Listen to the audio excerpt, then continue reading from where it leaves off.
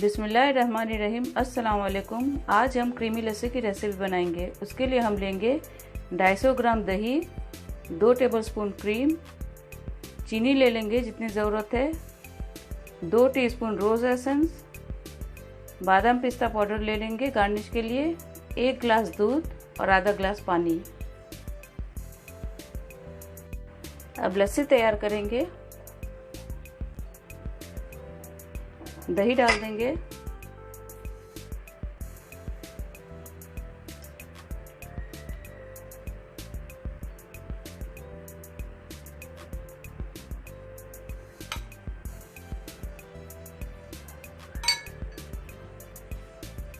चीनी डालेंगे जितनी ज़रूरत है,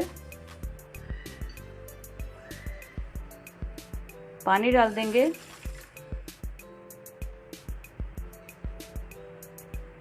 दूध डाल देंगे, एसेंस और क्रीम डाल देंगे।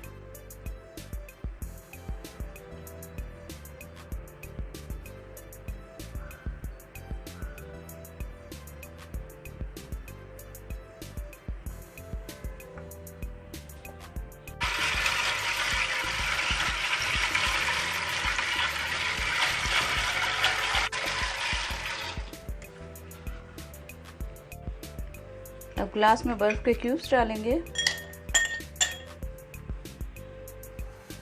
लस्सी में क्रीम और बादाम एसेंस मिलाने से लस्सी बहुत मज़ेदार बनती है। आप इसको इफ्तारी में भी सर्व कर सकते हैं।